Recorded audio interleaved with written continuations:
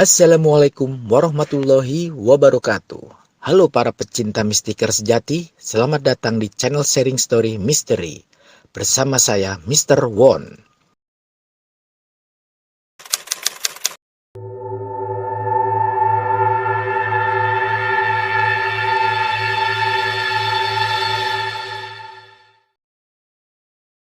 Gimana Gansis kabarnya hari ini?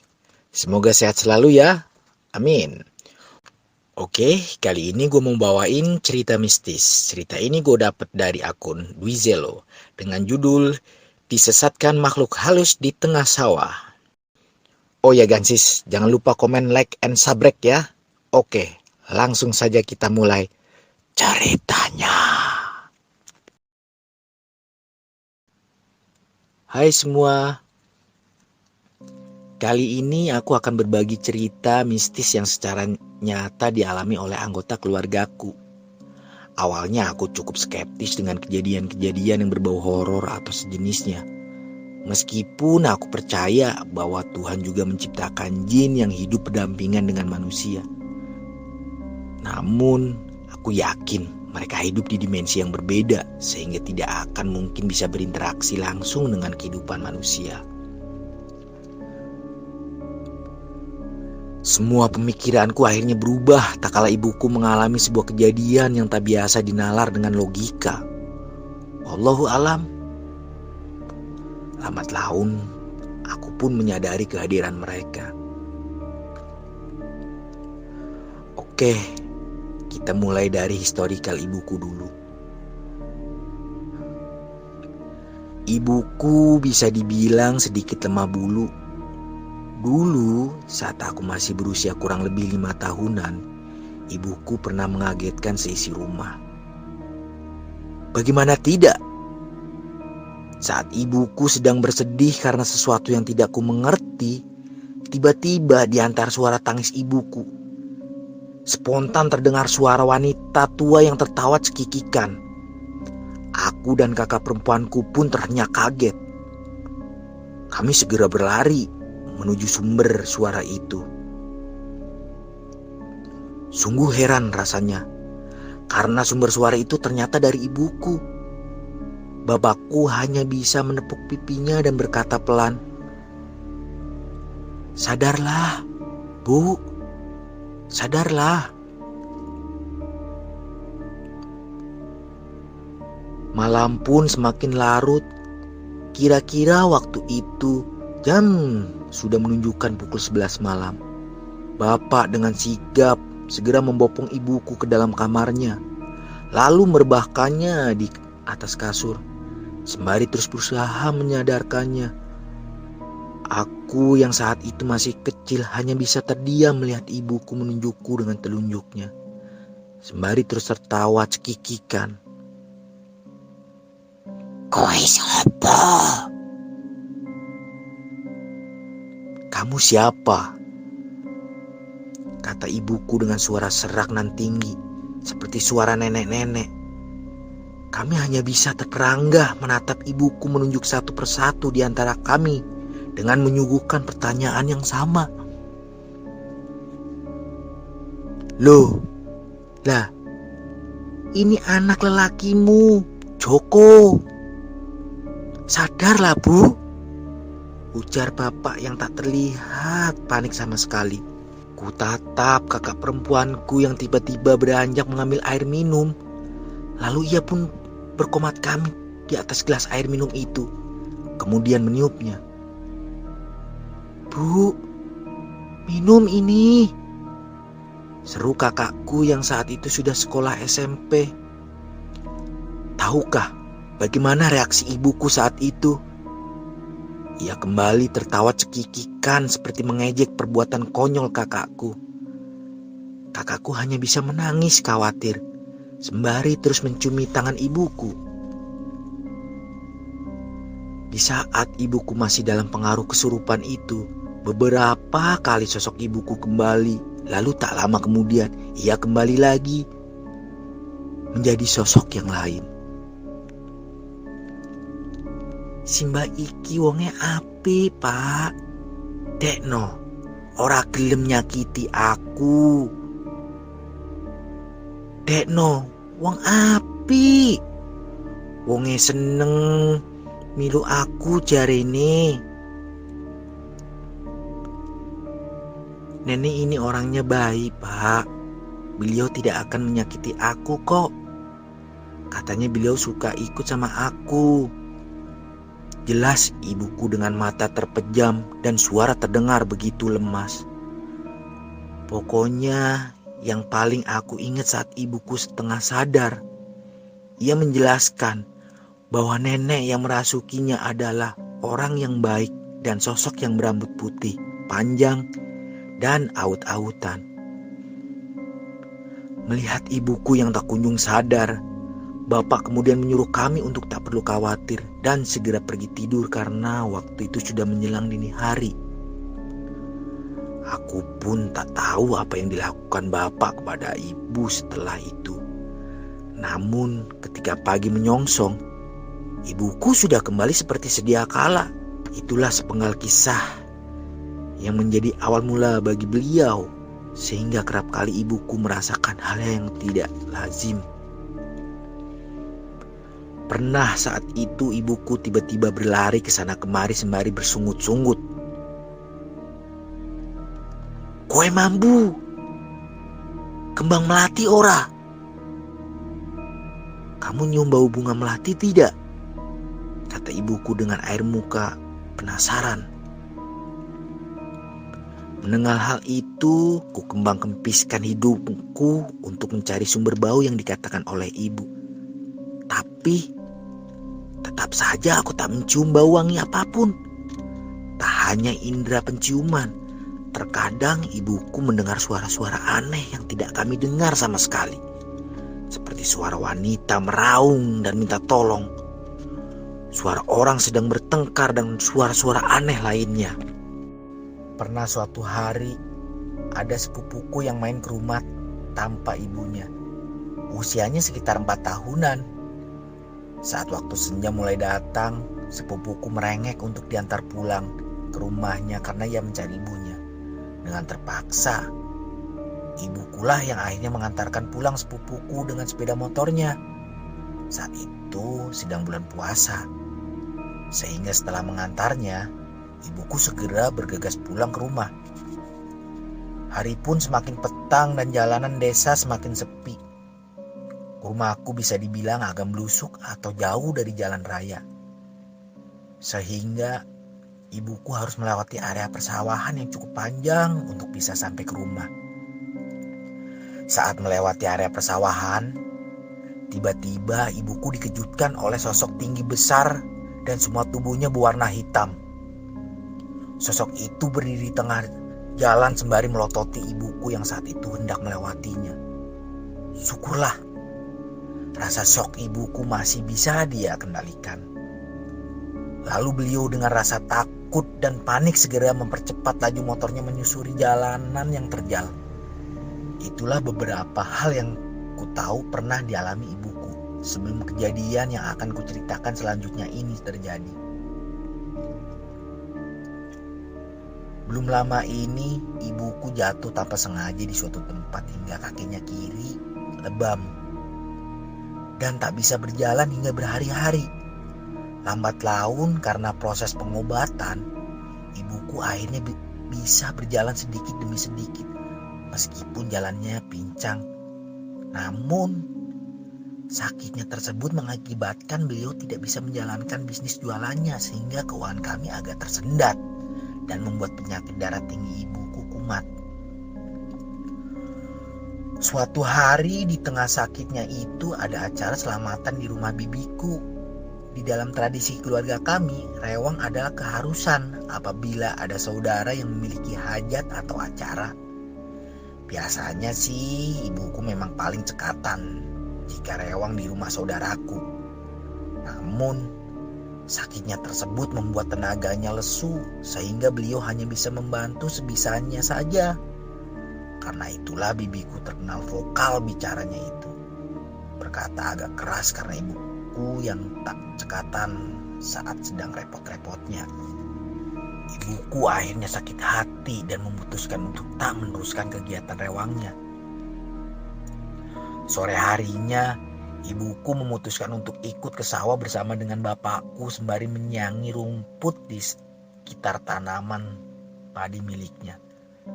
Saat sedang duduk bersantai dengan bapak, terjadi perdebatan kecil yang membuat ibuku lebih sensitif. "Bu, aku mau cari rumput sebentar buat menuhin karung. Kamu tunggu di sini saja," ujar bapak kepada ibuku. Ibuku pun mengiyakan. Bapak pun kembali melanjutkan kegiatan merumputnya. Matahari mulai berbunyi, langit senja mulai nampak langitnya. Motor bapak seketika terdengar berderu di depan rumah. Ia terlihat terburu-buru sekali saat membuka pintu. "Joko, ibumu sudah pulang?" tanya bapak sedikit membentak.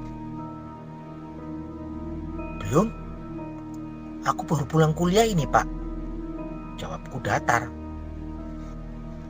Mendengar jawabku, bapak kembali menaiki motornya dan mengendarai dengan secepat mungkin saat itu. Aku santai saja tanpa berpikir macam-macam. Azan maghrib pun berkumandang dari musola di dekat rumah. Motor bapak kembali berderu. Namun wajahnya kali ini terlihat lebih panik dari sebelumnya. "Ibumu wis mulai? Ibumu sudah pulang?" tanya bapak lagi kepadaku. "Urung." "Belum." "Gowo senter goleki ibumu. Bawa senter cari ibumu."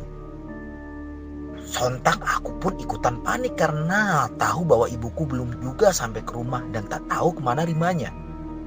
Mendengar hal itu aku pun segera bergegas menunaikan sholat maghrib lalu mencoba menghubungi nomor ibuku yang terdengar masih diaktifkan. Tut, tut.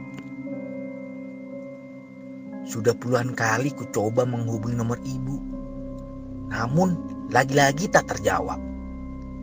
Lalu atas saran bapak, ku coba menghubungi nenekku yang tinggal di desa sebelah. Siapa tahu ibuku pergi ke sana. Namun ternyata jawaban nenek pun sama. Ibuku tak ada di sana. Semuanya akhirnya kembali panik. Ku hampiri adik bungsuku yang terlihat sedih. "Bu, kamu jaga rumah ya. Mamas sama bapak mau cari ibu dulu. Kamu gak usah cemas. Ibu pasti ketemu," kataku menenangkan adikku yang masih duduk di bangku kelas 4 SD itu. "Joko, opo jangan-jangan ibumu semaput neng dalan yo? Joko, apa jangan-jangan ibumu pingsan di jalan ya?" tungkas bapak dengan nada bergetar. "Embuh, Pak. Entahlah, Pak. Jangan-jangan memang pingsan. Bukannya emang bengi sambat mumet? Bukannya semalam mengeluh sakit kepala?"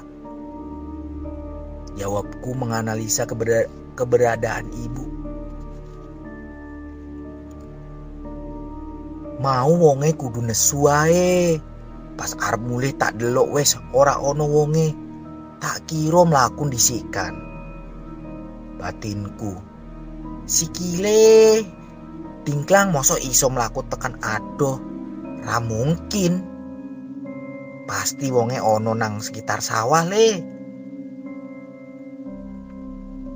Tadi orangnya bawaannya mau marah-marah saja. Waktu mau tak ajak pulang, tak lihat orangnya sudah tidak ada," pikirku. Kakinya pincang, mana mungkin bisa berjalan jauh. Kan gak mungkin. Pasti orang ada di sekitar sawah le. Analisa sementara kami, pasti ibu memang pingsan di sekitar sawah. Namun karena hari sudah menggelap, akan sulit menemukan ibu yang terkapar di tengah persawahan yang begitu luas itu. Berita hilangnya ibu sontak membuat geger warga seisi kampung. Bagaimana tidak?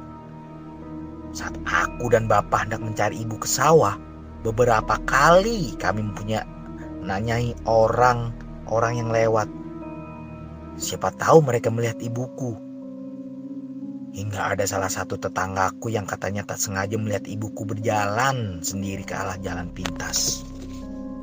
Sore mau, aku juga lagi ngaret. Terus aku ndelok Mbak Siti mlaku dhewe ning arah kali. Pikirku kok muli ora bareng sampean. Tak kira, halah paling lagi nesu. Sore tadi sebenarnya aku sedang berumput. Lalu aku melihat Mbak Siti berjalan sendiri ke arah sungai. Pikirku kok pulangnya gak sama sampean. Saya kira, alah mungkin mereka sedang marahan. Terang Mas Suryo yang saat itu bertemu dengan kami. Kami pun bimbang. Tak mungkin di kegelapan malam ini kami berdua mencari ibuku sendiri. Akhirnya warga pun berinisiatif untuk membantu mencari di mana keberadaan ibuku. Tugas pun dibagi berkelompok. Beberapa warga mencari di sekitar sungai, ada yang mencari di sekitar sawah milik bapak. Ada yang mencari di jalan utama, sedangkan aku dan Mas Suryo bertugas mencari di sekitar jalan pintas yang konon kabarnya mungkin dilewati oleh ibuku. FYI, lokasi sawah bapakku ini agak dekat dengan sungai kecil yang disebut kali. Nah, di sungai ini terdapat jembatan yang terbuat dari bambu yang menghubungkan sawah dengan jalan pintas menuju ke arah rumahku.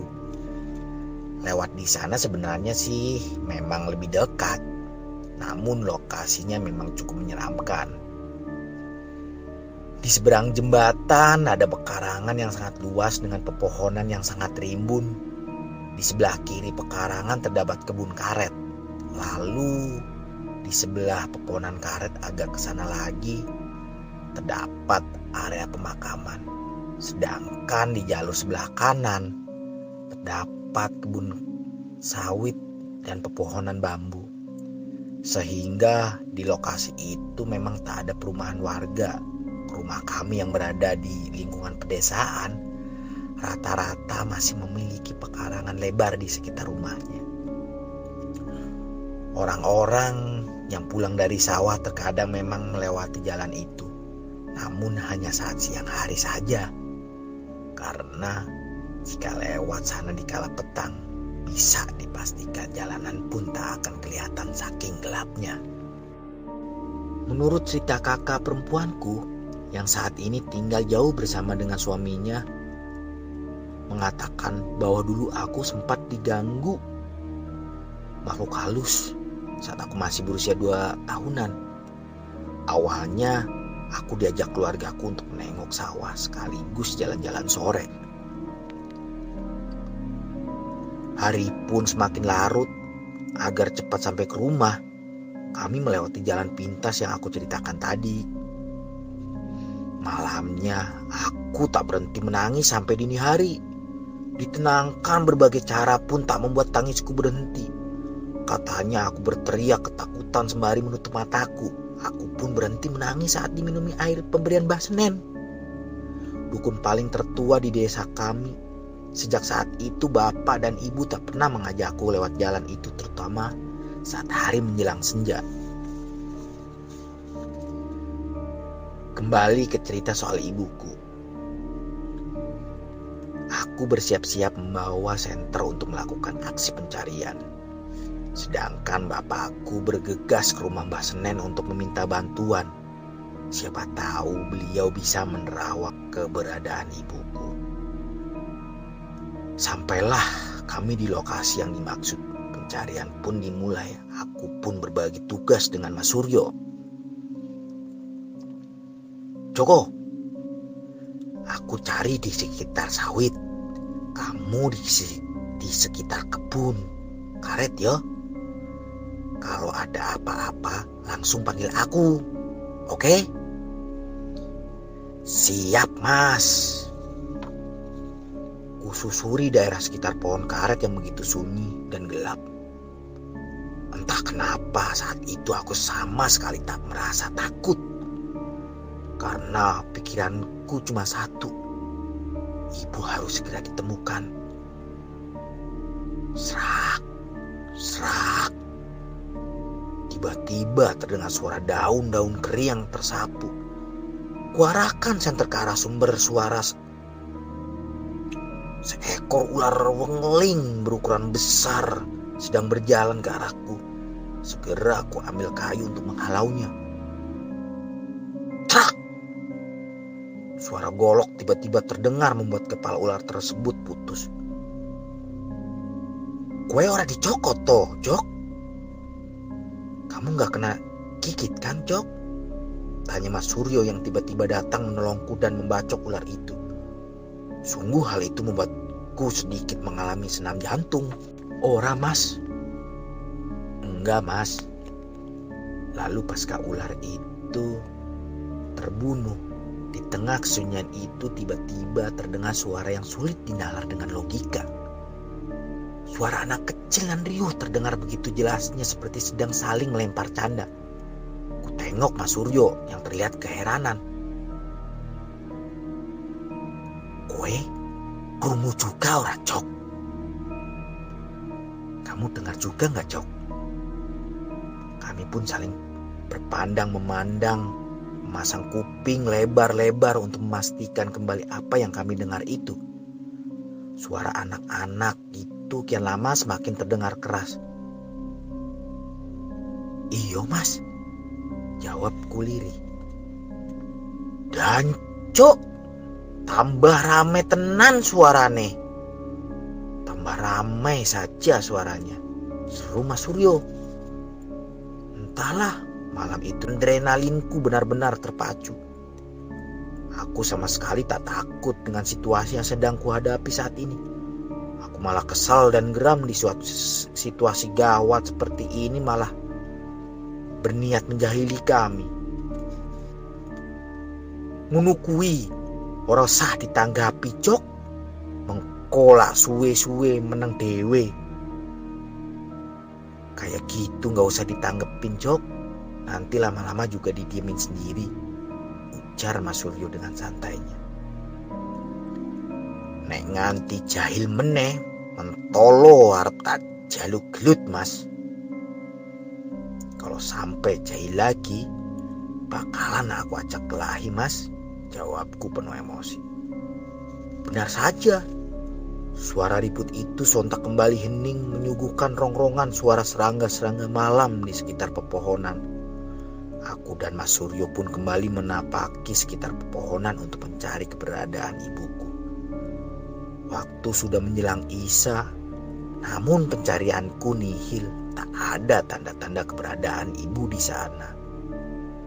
Kami pun akhirnya memutuskan kembali ke rumah dengan tangan hampa. Jalanan sekitar rumahku malam ini benar-benar berbeda dari biasanya. Semua warga pun keluar rumah meributkan tentang hilangnya ibuku yang secara misterius itu. Rumahku pun tak kalah ramai dikunjungi oleh para tetangga. Tak lama kemudian, Bapak telah kembali dari rumah Mbah Senen. Aku pun penasaran dengan kabar apa yang bisa didapatkan dari beliau. Piye yo, Cok? Gimana ya, Cok? Kemana perginya ibumu? Gumam Bapak dengan wajah iba. Dah, kata Mbah Senen gimana, Pak? Tanya aku penasaran. Jarene ibumu iki kemungkinan didelekne barang alus. Tapi mbuh iso bali apa ora. Wis gedungo mugi-mugi ibumu iso ketemu. Katanya ibumu ini kemungkinan disembunyikan sebangsa makhluk halus, tapi gak tahu bisa kembali atau tidak.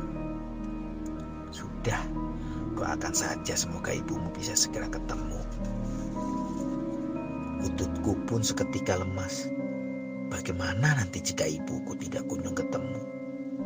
Bagaimana jika beliau pingsan lalu dipatok ular berbisa? Atau jangan-jangan hanyut di sungai? Pikiran negatif terus membayangi otakku. Lambat laun, orang-orang yang berpencar mencari ibu pun mulai datang silih berganti. Dan di antara mereka sama sekali tidak ada yang menemukan keberadaan ibuku. Piye iki, Pak Yanto? Mbak Siti urung ketemu, opo nunggu padang ae lek goleki? Gimana ini Pak Yanto? Mbak Siti belum juga ketemu. Apa nunggu besok pagi aja mencarinya? Ujar Pak Udin kepada Bapak. Bapak hanya bisa terdiam sembari memikirkan rencana selanjutnya. Aku pun juga akan bingung minta ampun jika berada di posisi Bapak. Rasa khawatir seketika mengingatkanku kepada adik perempuanku, Nina. Sedari tadi dia memang kusuruh untuk berada di dalam kamar saja. Segera aku hampiri Nina di sana yang terlihat sedang menangis sembari bergumam memanggil ibunya. Kamu tenang ya, ibu pasti ketemu, kataku meyakinkan. Brak! Tiba-tiba terdengar suara seperti benda terjatuh. Sontak seluruh warga yang ada berteriak satu sama lainnya. Woi! Kayak opo sing tibo? Woi, itu apa yang jatuh? Teriak salah seorang warga. Suaranya teko arah ngene Mbah Romlah. Suaranya dari arah rumah Mbah Romlah, seru yang lain.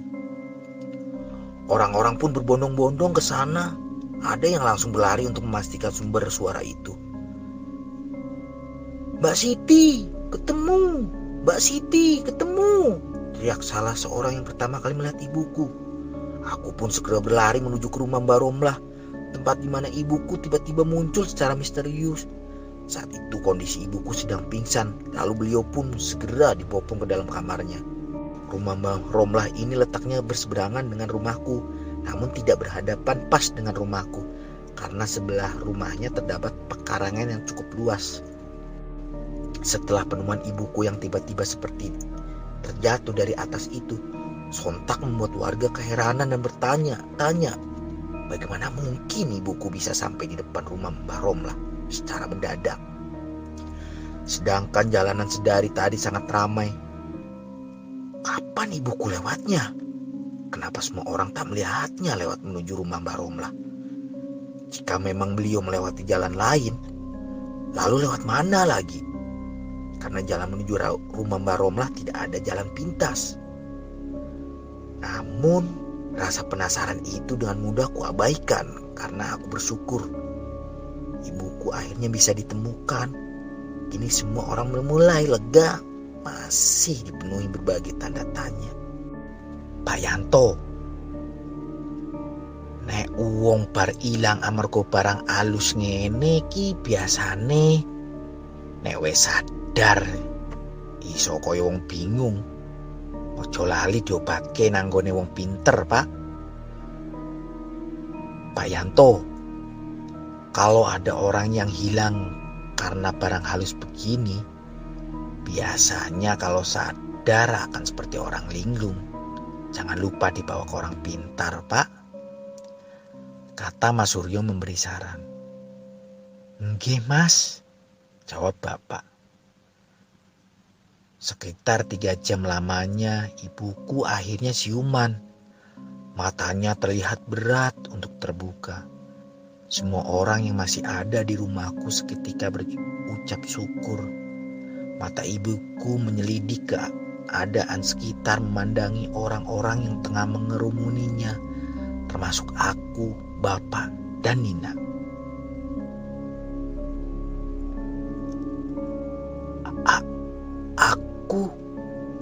Aku neng endi? Aku di mana? Tanya ibuku dengan suara ketakutan. Iki neng omamu, Bu. Ini di rumah ibu, ujar bapak sembari memijat punggung ibu.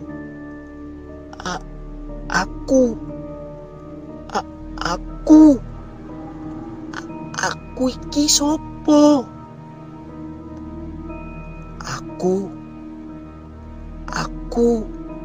Aku ini siapa? Sontak jantungku berdegup tak karuan. Oh, Ibu, sebenarnya apa yang terjadi kepadamu?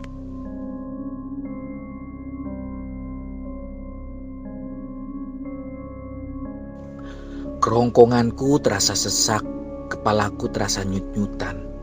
Aku marah, aku kesal, aku capek. Bagaimana bisa seorang adik ipar berani membentak kakak iparnya dengan tak sopan seperti itu? Tak tahukah dia kalau aku ini sedang sakit, badanku lemas, berjalan saja susah, apalagi dituntut untuk rewang dengan cekatan. Kalau aku sehat pasti akan aku bantu dengan sebaik mungkin. Cupuk nih bumbu ning meja kui, Mbak. Ambilkan bumbu di meja itu, Mbak. Seru adik iparku Suketi. Sikilku loro nggo ngadeg, Ti. Kakiku sakit untuk berdiri, Ti. Jawabku yang saat itu mengelosot di lantai sembari memetik daun bayam untuk lalapan. Halah, mung sedilit tae, kowe sing cedhak meja kok, Ndang. Halah, cuma sebentar saja, lagian kamu yang lebih dekat dengan meja kok. Cepat. Teriak Suketi yang sedari tadi hanya berdiri di dekat pintu. Teriakannya itu sungguh membuatku sakit hati. Hal itulah yang membuatku akhirnya memutuskan untuk segera pulang ke rumah dan beralasan dengan sedang tak enak badan. Karena rasa suntuk yang tak kunjung meredah, aku pun ikut suamiku untuk pergi ke sawah sembari menyiangi rumput di sekitar tanaman padiku yang sebentar lagi akan berbuah. Setelah menyiangi rerumputan yang membuatku cukup kelelahan, aku dan suamiku memutuskan untuk beristirahat dan duduk di dekat pematang sawah. Adikmu kui jan ora sopan tenan, Pak. Adikmu itu sungguh tak sopan sekali, Pak. Kataku memulai pembicaraan alih-alih ingin curhat kepada suamiku. Lah, wataknya kan memang sudah begitu dari dulu. Ngunu wae tersinggung. Gitu aja tersinggung, jawab suamiku sembari menghisap rokoknya. Kowe kok malah ngebelani dekno to? Mbok diomongi ojo bengok-bengok nek semaur karo Mbak Yune. Kamu kok malah belain dia sih? Harusnya dibilangin jangan teriak-teriak kalau ngomong sama mbaknya. Tukasku kesal. Wes, aku tak ngaret meneh, dilit meneh rampung, tunggunen sik. Sudah, aku tak merumput lagi, sebentar lagi selesai, tunggu dulu ya. Suamiku pun berlalu dan melanjutkan kegiatan merumputnya karena kami sadar bahwa waktu sudah hampir senja. Sudah saatnya untuk merampungkan pekerjaan dan segera pulang. Namun, yang membuatku semakin kesal, suamiku malah meremehkan pengaduanku tentang adik perempuannya itu. Ia menganggap perbuatan adiknya adalah suatu hal yang wajar dan tidak perlu dipikirkan. Padahal sudah jelas-jelas peragainya itu berhasil membuat hatiku marah dan geram. Kepalaku kembali pusing. Kuputuskan untuk berjalan-jalan sebentar dan melihat-lihat tanaman padi milik kami. Kuseret kaki kiriku dan berjalan menyusuri hamparan padi yang sudah meninggi dan hijau itu. Semburat mega merah semakin tampak, entah kenapa aku penasaran untuk menengok ke tanaman padi milik anak perempuanku. Aku pun terus berjalan menyusuri gundukan pematang sawah dengan kaki pincangku. Tak apa capek sedikit. Siapa tahu bisa meluruhkan rasa emosiku. Sampailah aku di sawah milik anak perempuanku. Rasa syukur yang mendalam kupanjatkan kepada Gusti Allah karena tanaman tersebut bisa tumbuh dengan begitu baik. Setelah puas melihat-lihat tanaman padi, aku pun berniat untuk kembali menyusul suamiku. Siapa tahu ia sudah selesai merumput. Kuseret kakiku menuju ke arah di mana suamiku merumput. Namun sawah terlihat sepi, hening, dan tak ada siapapun di sana. Aku pun meneriaki nama suamiku. "Bapak Joko, Bapak Joko!" Seruku berulang-ulang. Namun tak ada sahutan sama sekali. Jangan-jangan ia sudah pulang duluan. Kupanggil sekali lagi sembari memutari sawahku. Siapa tahu badannya tak terlihat karena tertutup tanaman. Lagi-lagi tak ada sahutan darinya. "Dasar tego tenan, aku ditinggal mulai disikkan. Dasar tega sekali, aku ditinggal pulang duluan." Umpatku kesal sekali. Sudah emosi ditambah perkara lagi, membuat hatiku semakin uring-uringan. Awas saja nanti kalau aku sampai rumah, akan kuomeli suamiku karena telah meninggalkanku. Hari semakin petang, angin semilir mulai mendinginkan badan. Aku memutuskan untuk pulang berjalan kaki saja. Meskipun jalan pincang sedikit-sedikit pasti bisa sampai rumah. Menyesal rasanya aku tidak membawa HP-ku. Kalau ada HP, aku bisa menghubungi Joko untuk menjemputku.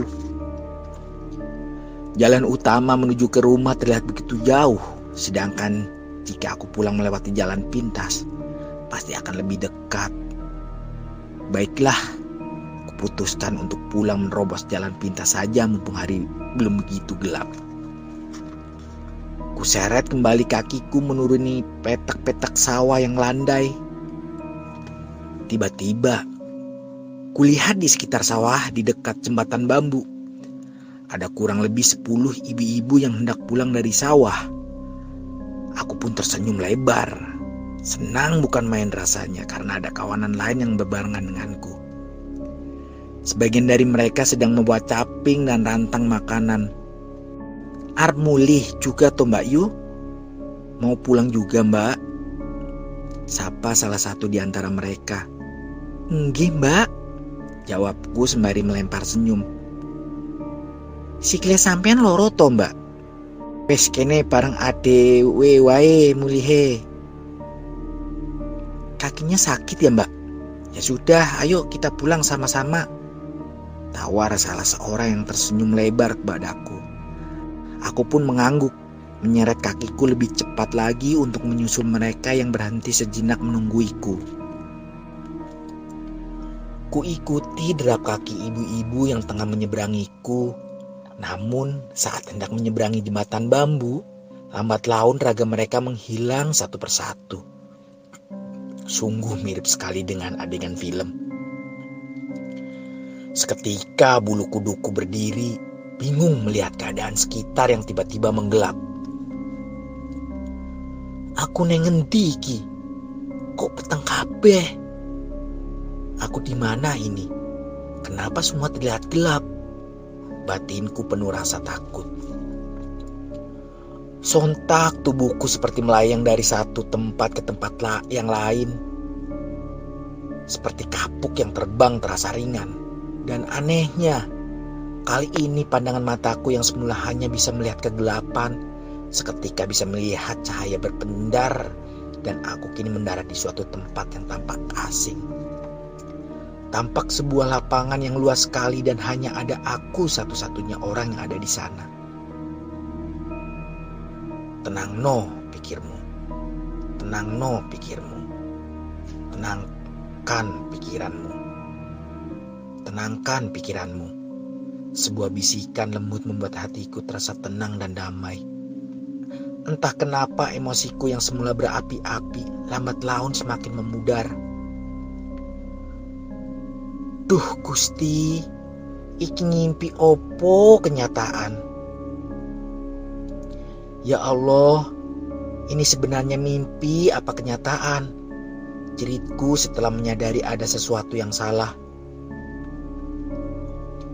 Dan benar saja, keanehan itu semakin nampak sungguh sulit menentukan apakah aku sedang bermimpi atau tidak.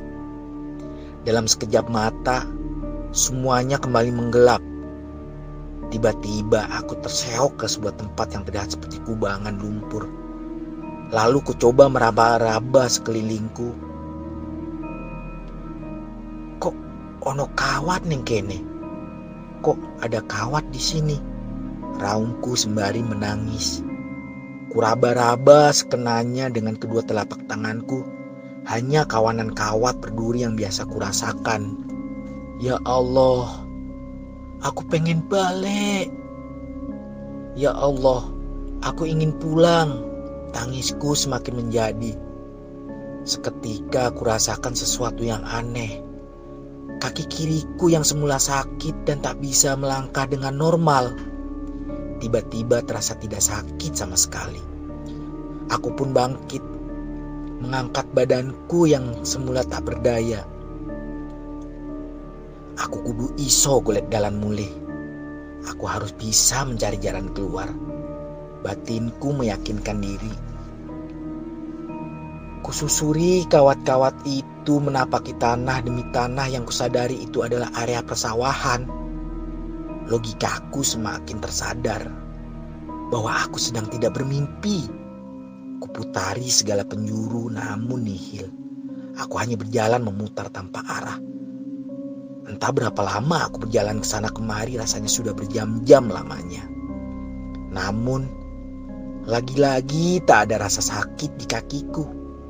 Aneh, apakah mungkin aku sudah sembuh? Sekian lama memutar ke sana kemari tanpa menemukan jalan pulang. Aku pun menyerah. Aku pun pasrah. Bermacam-macam pikiran buruk terus menghantuiku. Aku takut, sangat takut. Ya Allah, tolonglah aku. Bisikku lemas. Keanehan kembali terjadi. Semuanya kembali menggelap. Rasanya seperti ada yang sengaja memindahkanku dari satu tempat ke tempat yang lain. Kuraba-raba sekeliling, hamparan dedaunan kering tenggelam di kulitku. Seketika ada tangan yang hendak mencekik leherku. Lambat laun cekikan itu semakin kuat. Aku pun mulai kesulitan bernafas. Sakit. Nafasku mulai tersengal-sengal di tengah kejadian yang mencekam itu. Kuusahakan dengan sekuat tenaga untuk mengucap kata istighfar. Astagfirullah. Astagfirullah. Astagfirullah. Aku mulai lemas, kejur tubuhku tak berdaya. Ibu. Ibu. Sebuah teriakan suara anak kecil terngiang sangat jelas di telingaku. Seperti suara Nina yang sehari-hari kerap memanggilku begitu. Ya Allah, Nina anakku. Bagaimana nanti kalau aku mati? Siapa yang mengurus Nina? Ya Allah, selamatkan aku. Samar-samar terdengar suara azan berkumandang. Lambat laun semakin keras dan bersahutan. Seketika, tangan yang hendak mencekik leherku perlahan mengendurkan aksinya. Di sisi lain perutku tiba-tiba terasa sangat mual sekali, seperti sedang diaduk-aduk. Huek! Huek! Setelah memuntahkan hal yang membuatku mual itu, tubuhku menjadi sangat lemah. Kepalaku terasa berputar-putar dan setelah itu aku tak ingat lagi apa yang telah terjadi. Menurut penuturan Ibu Joko, kejadian yang dialami ini benar-benar seperti mimpi kan sis. Makanya pasca sembuh dari kejadian yang membuatnya shock ini, beliau tidak mau lagi mengingat-ingat hal ini lagi. Karena mungkin ada sesuatu yang mengerikan dan tidak berani beliau ceritakan kepada orang lain. Dan setelah dilihat di TKP terutama di area persawahan, memang ada sawah yang belum ditanami apapun. Mungkin ini yang dilihat Ibu Joko sebagai lapangan. dan ada sawah yang memang dipagari dengan kawat besi. Mengenai suara azan, ternyata itu adalah lantunan azan Isya dari penjuru musola dan masjid di sekitar rumah beliau. Makanya Ibu Joko ditemukan jatuh secara misterius di depan rumah Mbah Romlah setelah azan Isya. Nah, yang masih menjadi misteri adalah begitu banyak orang yang mencari Ibu Joko di sekitar tempat itu, namun mereka tak melihat Ibu Joko di sana. Padahal Ibu Joko hanya berputar-putar di sekitar situ saja. Lalu bagaimana caranya Ibu Joko bisa berpindah tanpa terlihat di depan rumah Mbah Romlah? Padahal menurut penuturan beliau, setelah memuntahkan sesuatu beliau pingsan dan tak ingat apapun. Subhanallah, merinding disko. Wallahu alam. Intinya keluarga Ibu Joko sangat bersyukur karena akhirnya beliau bisa ditemukan dan kembali pulang. Mataku mulai terbuka sedikit demi sedikit meskipun belum begitu jelas. Kutatap sorot lampu yang bersinar dari atap rumah yang membuat mataku silau. Aku pun melebar indera penglihatanku. Kulihat orang-orang asing yang tengah menggerumuniku. Hal itu yang membuat bingung setengah mati. Aku neng di. Aku di mana? Tanya aku panik. Iki neng omahmu, Bu. Ini di rumahmu, Bu. Ujar seorang pria yang tak ku kenal. Aku iki sopo? Aku ini siapa? Aku mencoba bertanya. Siapa tahu jawaban itu bisa membuat ingatanku kembali jelas. Orang-orang tak ada yang menjawabku. Mereka malah terlihat saling berbisik satu sama lainnya. Tiba-tiba seorang pria yang sedari tadi duduk di sebelahku memberikanku segelas air putih. Ada rasa ragu untuk meminumnya. Namun kerongkonganku terasa kering. Lagi pula aku sangat haus. Lalu ku teguk minuman itu hingga tak menyisakan setetes air pun. Menit pun berlalu.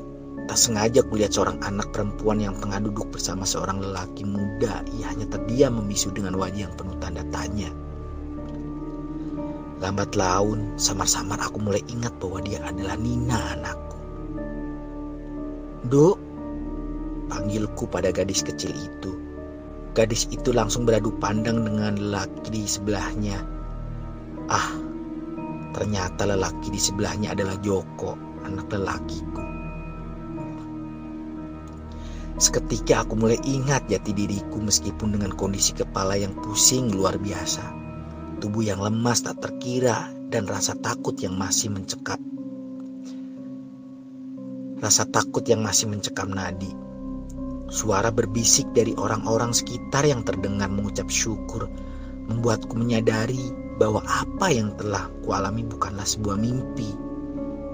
Dari situlah ku ceritakan kembali peristiwa yang telah menimpaku, meskipun tak semuanya bisa kuungkapkan kepada orang-orang di sekitarku. Beberapa hari pasca kejadian itu, Joko tengah mengeluhkan sesuatu kepadaku. Bu, tiap tengah malam kok pompa airnya suka nyala sendiri. Aku jadi kebangun tengah malam buat matiin pompa air terus. Keluhnya kepadaku karena kamarnya lah yang paling dekat dengan area kamar mandi. Aku hanya terdiam, mencoba mencari jawaban aman agar Joko dan seisi rumah tak merasa takut. Alah, paling kucing, jawabku acuh. Aku sebenarnya menyadari bahwa ada yang sedang jahil dan menyembunyikan saklar pompa air setiap jam 2 malam. Awalnya anakku Joko mengira itu adalah perbuatan bapaknya yang pipis di tengah malam dan lupa mematikannya. Namun lambat laun ia mulai menyadari bahwa itu bukanlah perbuatan orang seisi rumah, karena beberapa kali pompa air tetap berbunyi sendiri tak kala Bapak Joko sedang tak ada di rumah dan yang lainnya sedang tertidur pulas. Perdebatan pun mulai terjadi. Tak mungkin kucing bisa melompat setinggi itu untuk menghidupkan saklar. Lagi pula jam berbunyinya selalu di tepat waktu yang sama. Jika memang saklarnya rusak, lalu kenapa di siang hari pompa air tak pernah sekalipun hidup sendiri? Jujur, aku memang tak bisa melihat wujudnya, namun aku bisa merasakan kehadirannya. Wes, gak usah dibahas. Saklare rusak, palingo. Sesok pen didandani bapakmu. Gak usah dipikir nih. Sudah, gak usah dibahas. Saklarnya mungkin yang sedang rusak. Besok biar dibenerin bapakmu. Gak usah dipikirkan. Tukasku menengahi perdebatan Joko dan Nina yang terus mencurigai bahwa perbuatan usil itu adalah tangan jahil dari makhluk tak kasat mata. Semakin lama tak ada lagi tangan jahil yang menghidupkan pompa air di tengah malam, karena seisi rumah sama sekali tak merasa takut dan tak memperdulikannya lagi. Pagi ini persediaan minyak dan gula di dapurku telah habis. Biasanya aku akan menyuruh Nina untuk pergi ke warung. Namun pagi ini tak ada siapapun di rumah. Joko sedang kuliah, Bapak Joko sedang merumput, sedangkan Nina masih sekolah. Akhirnya aku pun angkat kaki untuk pergi ke warung terdekat sendirian. Pelan-pelan ku tapaki tanah menuju warung Mbak Ruroh. Warung yang dulunya kecil sekarang sudah menjadi warung yang cukup besar dan lengkap. Baru saja melangkah di teras warungnya, aku pun terhenti seketika. Badanku tiba-tiba bergidik, perutku terasa sangat mual, padahal sebelumnya perutku baik-baik saja. Aku merasakan sesuatu yang merasakan ada sebuah ajimat penglaris yang digunakan oleh si pemilik warung. Aku mulai tak tahan lagi. Badanku sudah tak bisa ditoleransi, aku pun segera membeli apa yang aku butuhkan. Lalu kembali ke rumah secepat mungkin. Pasca tragedi di sawah itu, aku menjadi orang yang sangat peka terhadap orang-orang yang bersekutu dengan jin. Misalnya orang yang menggunakan aji penarik lawan jenis, penglaris, jimat penangkal bala, dan lain-lain. Oleh karena itu, tempat yang paling aku hindari adalah pasar dan tempat hajatan. Karena di sanalah terdapat energi besar yang bisa membuat tubuhku menjadi lemah bahkan pingsan. Di balik semua itu ada sesuatu yang aku syukuri. Kenapa? Karena aku tak bisa melihat wujud mereka. Andaikan aku bisa melihatnya, mungkin setiap waktu aku bisa pingsan beberapa kali.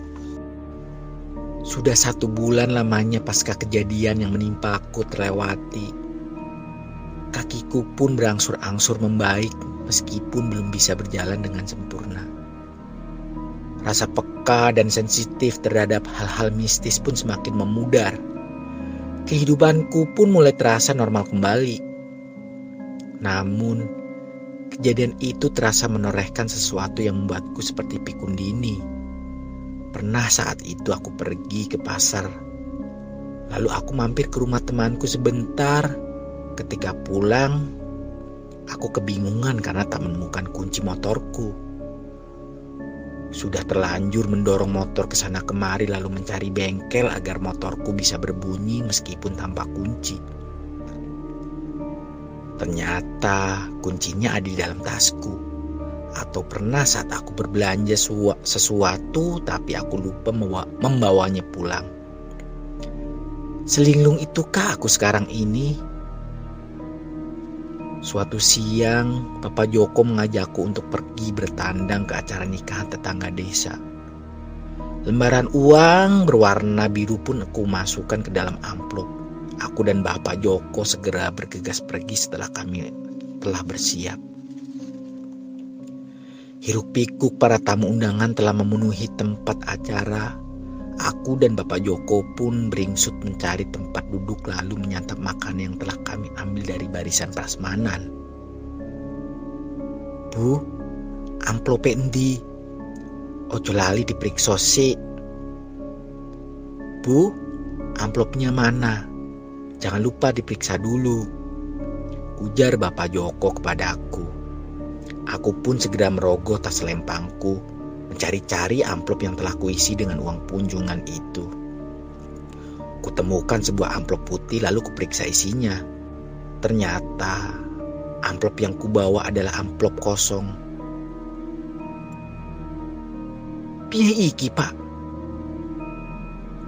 Piye iki, Pak? Sing tak gowo jebule amplop kosong. Gimana ini, Pak? Yang aku bawa ternyata amplop kosong. Jelasku dengan rasa sesal. Lah, piye Toti? Mau wis mbok lepokne amplop burung? Lah, gimana Siti? Tadi sudah kamu masukkan amplop belum? Tanya Bapak Joko dengan wajah penuh emosi. Rasa sesal seketika menggelayut. Ternyata tak ada uang sepeser pun yang kubawa. Kulirik Mbak Yarti yang tadinya datang ke sini bebarengan denganku. Mbak, nyuwun sewu, sampean duwe duit 50.000 ora? Nek ono tak silise. Soale amplopku lali ora tak gowo. Mbak, maaf. Sampean punya uang 50.000? Kalau ada, mau saya pinjam dulu soalnya amplopku lupa nggak saya bawa. Waduh, ora Eti. Aku menggowo cekelan 20. Waduh, enggak ada Ti. Aku cuma bawa pegangan 20.000. Kuhembuskan napas penuh sesal. Lalu setelah menjalani perdebatan kecil dengan Bapak Joko, aku akhirnya memutuskan untuk kembali ke rumah mengambil amplop yang tertinggal. Sedangkan Bapak Joko menunggu di tempat hajatan. Dengan pertimbangan akulah yang mengetahui di mana letak amplop kunjungan itu berada. Aku pun segera menaiki motorku menuju ke rumah. Saat melewati jalan berbatu, tiba-tiba rok gamisku masuk ke dalam jeruji ban belakang motorku. Hingga membuat tubuhku tertarik ke bawah. Sontak aku pun terkaget. Hingga tak sengaja tanganku menyentuh gas secara kuat dan membuat lilitan gamisku semakin menjadi. Aku pun terjatuh terseret sejauh kurang lebih 8 meter bersama dengan motorku. Ada satu hal yang jelas sekali terlihat di mataku.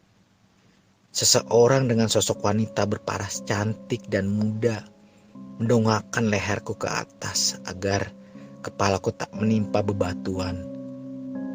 Lalu ia pun merangkul tubuhku seketika saat aku mengalami kecelakaan itu. Semua berjalan begitu cepat.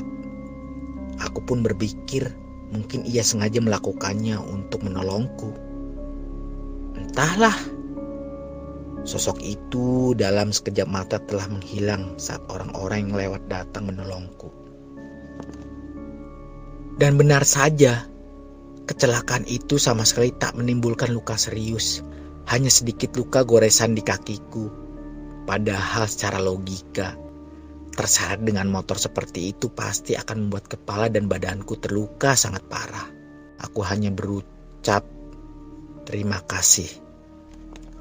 Selesai.